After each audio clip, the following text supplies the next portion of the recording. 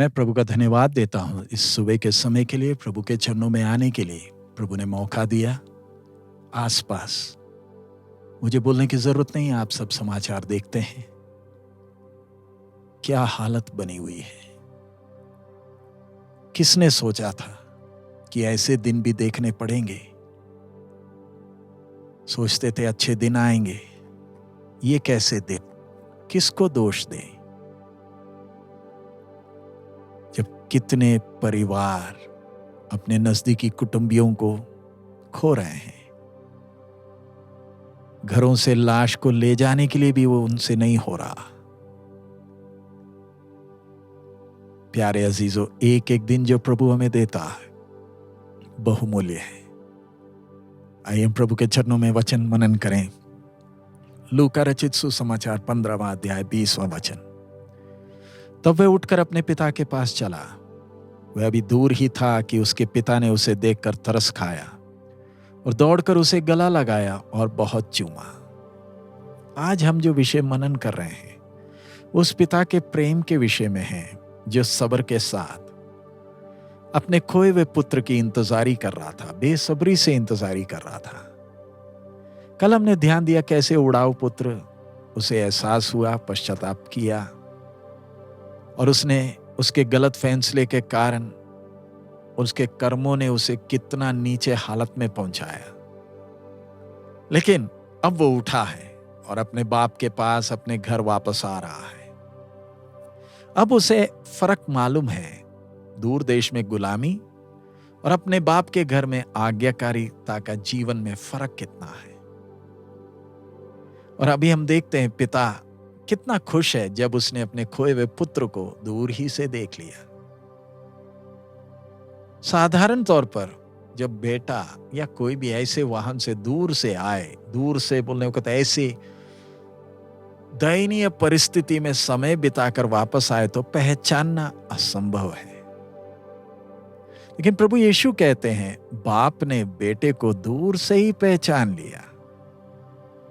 उसका मतलब बाप को पहले से ही मालूम था कि मेरे बेटा जब वापस आएगा उसकी हालत कैसे होगी, इसलिए पहचानने में दिक्कत नहीं आई। इसी तरह हमारा स्वर्गीय पिता वो जानता था कि पाप हमारे जीवन में कितना विनाश करेगा, कैसे दयनीय परिस्थिति में हमें पहुंचाएगा। परमेश्वर ने यह सब होने क्यों दिया, हमें आजादी क्यों दी, ताकि हम पाप का वो स्वाद जरा चखें और सबक सीखें। और ये गलतियों से सीखा हुआ सबक अनंत काल तक हमारे साथ रहे। जरा रुककर एक बात को ध्यान दें। ये मत सोचिए कि परमेश्वर चाहता था कि मनुष्य पाप करे, कभी नहीं। परमेश्वर कभी नहीं चाहता कि मनुष्य पाप में गिरे, लेकिन आजाद मर्जी देने के पीछे एक योजना है कि मनुष्य खुद तय करे।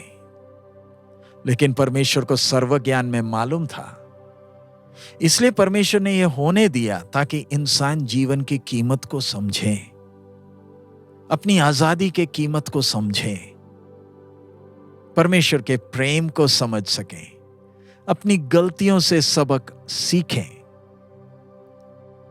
वचन में लिखा हुआ है कि पिता ने दया किया और दौड़कर, उसके पिता ने उसे देखकर तरस खाया और दौड़कर उसे गला लगाया और बहुत चूमा।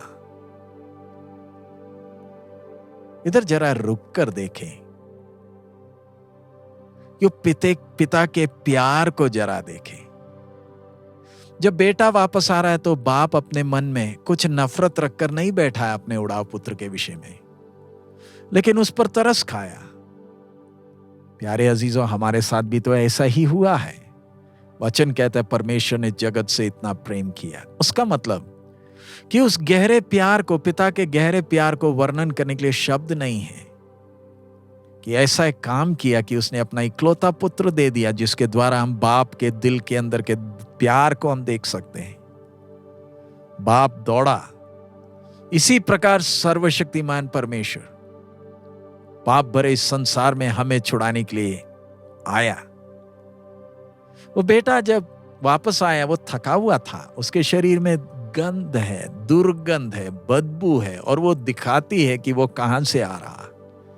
लेकिन बाप ने उसको जैसे भी वो था वैसे का वैसे ही स्वीकार किया, उसके गले में पड़ा। इधर वचन में हम लिखते हैं उसे गले लगाया और फिर उसे चूम रहा है जिसमें ये बदबू थी। प्रभु यीशु ने भी हमारे साथ ऐसे ही किया, और हम देखते हैं ना प्रभु यीशु उस दिनों में कैसे चुंगी लेने वाले और पापियों के साथ व्यवहार करता था। उनसे वो दुर्गंध निकलती थी जो दूसरे नफरत करते थे, लेकिन जब ये प्रभु के पास आते थे उन्हें बड़ी खुशी से स्वीकार करता था, क्योंकि उनके वापस आने की इंतजारी कर रहा था।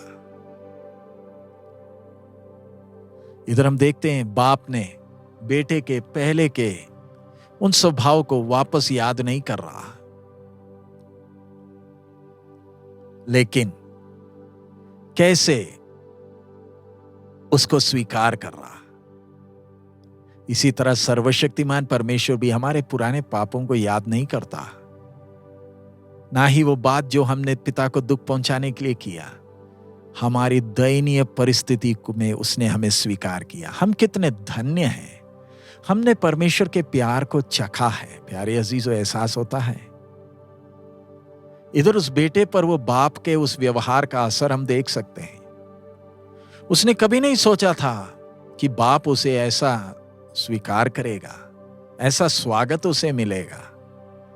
अपने स्वप्न में भी नहीं सोच सकता था। वो तो यही सोचा था कि मैं दास बनकर रहूंगा, क्योंकि उसे एहसास है कि वो अपने बाप के प्रेम को स्वीकार करने के लिए लायक नहीं है, क्योंकि वो अपना हक लेकर गया है ना, खुलेआम बलवा किया है। सबको मालूम है, हम जानते हैं लोग यीशु को कैसे नफरत करते थे जब वो पापी और चुंगी लेने वालों को चूमता था। प्रभु यीशु का प्यार उन्हें स्वीकार करने के लिए तैयार था। उनके पाप की उस बदबू के साथ उसे मालूम था कि वो उन्हें शुद्ध कर सकता है और स्वर्गीय सुगंध से भर सकता है। शब्द अकेले नहीं, लेकिन पिता के काम को देखें। उस पुत्र को एहसास हुआ कि मुझे बहाल किया गया, मेरा रिश्ता ठीक हो गया। अब मैं आपसे एक सवाल पूछता हूं, क्या आप अभी भी उस गर्म चुम्बन को याद करते हैं जो आपने अपने पिता से पाया था जब आप क्रूस के तले आए थे? उस चुम्बन ने आपकी सारी चिंताओं को दूर किया, उस सजा का भय आपके जीवन से दूर किया, और हमारा थका हुआ प्राण और आत्मा को विश्राम मिला जब हम पिता से गले लगे, उसके कंधों पर अपना सिर रखा। याद है वो क्षण जब हमारे आंखों से गर्म आंसू टपक रहे थे, जब हमने पिता का वो गले लगने को अनुभव किया। क्या आपको आज भी याद है कि कैसे पिता दौड़कर आया, कितने आनंद से लेकर आया, अपने घर में लेकर आया?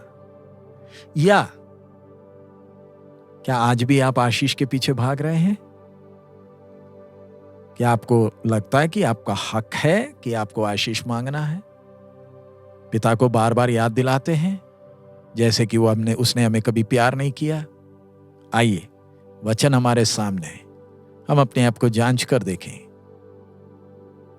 हमारे दाएं बाएं अर्थियां जल रही हैं, राखों पर खड़े होकर हम ये वचन सुन रहे हैं। हम अपने आप को जांच कर देखें, क्या मुझे मसीह के प्रेम से कोई अलग करेगा? संसार तो हमें आकर्षित करेगा, लालच देगा ताकि हम फिर से आजादी में चलें, लेकिन याद रखें, घर के नियम, जिधर प्रेम वास करता है उधर नियम है, और हमारी प्राण को वो शांति भी मिलेगी। आइए हम इस विश्राम को ना खोए, इस आशीष को खोने के लिए मेहनत ना करें, और उसके लिए प्रभु हमें सहायता करें। आइए हम प्रार्थना करें। हमारे अनुग्रहकारी दयालु पिता, हम आपका धन्यवाद देते प्रभु आपके वचन के लिए। प्रभु, हम एक एक को वो दिन याद आते हैं जब आपने हमें पहली बार गले लगाया। हम हताश, निराश, परेशान थे, कभी नहीं सोचा था कि पुत्र का दर्जा मिलेगा, परमेश्वर से बात कर पाएंगे, परमेश्वर के मंदिर बन जाएंगे। कभी नहीं सोचा प्रभु। आपने हम बेहालों को स्वीकार किया। आपके उस महान प्रेम के लिए धन्यवाद। और अब प्रभु, उस प्रेम से हमें कुछ भी अलग ना करने पाए। आपको और करीबी से प्यार करने के लिए हमें मदद कर प्रभु। इस समय हम अपने देश के लिए प्रार्थना करते हैं। बाप, इस दयनीय परिस्थिति में आप हमारे देश पर करुणा करें। शोकित परिवारों को प्रभु आपकी तसल्ली मिल सके। बाप, आपका नाम ऊंचा हो। आप ही तसल्ली दे सकते हैं। और प्रभु, जो अधिकारी हैं, जो नेतागण हैं, जो अंधकार के वश में पड़े लोगों की भावनाओं को नहीं समझ पाते, प्रभु उन्हें इन अंधकार की बंधनों से आजाद करें, ताकि लोग उनके द्वारा लोगों को तसल्ली मिल सके। प्रभु, कोई अपने बारे में सोचने के लिए नहीं, दूसरों की भलाई को सोचने का मन तो दे। प्रभु, हमें भी ज्ञान और समझ दे, ताकि जब इंसानियत खत्म हो रही है प्रभु, हम जिन्होंने आपके प्यार को अनुभव किया, हमारा जीवन दूसरों के लिए तसल्ली बन सके। प्रभु, उसके लिए ज्ञान और समझ दे। यीशु मसीह के मधुर नाम से मांगते हैं, आमीन। इन दिनों में प्यारे अजीजों, हम क्या कहें? किसने सोचा था अच्छे दिन ऐसे होते हैं? लेकिन आपसे विनती है कि हमसे जो कुछ इन दिनों बनेगा हम वो करें। लोगों को पैसा नहीं चाहिए, लोगों को तसल्ली चाहिए, हौसला चाहिए। हम उनके लिए प्रार्थना करें और प्रभु उसके लिए हम एक एक को ज्ञान और समझ दे, ताकि हमसे जो बने वो हम इन दिनों में करें और हमारा जीवन दूसरों के लिए प्रोत्साहन का कारण हो सके।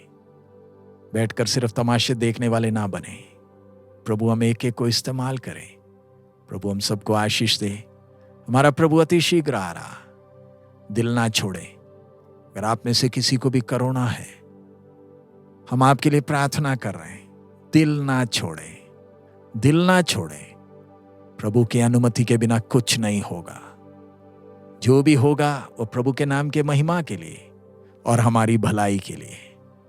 जो उसे प्यार करते हैं उनके लिए सब बातें भलाई उत्पन्न करती है। इसलिए आइए हम अपने दौड़ को पूरा करें, विश्वास की रखवाली करें।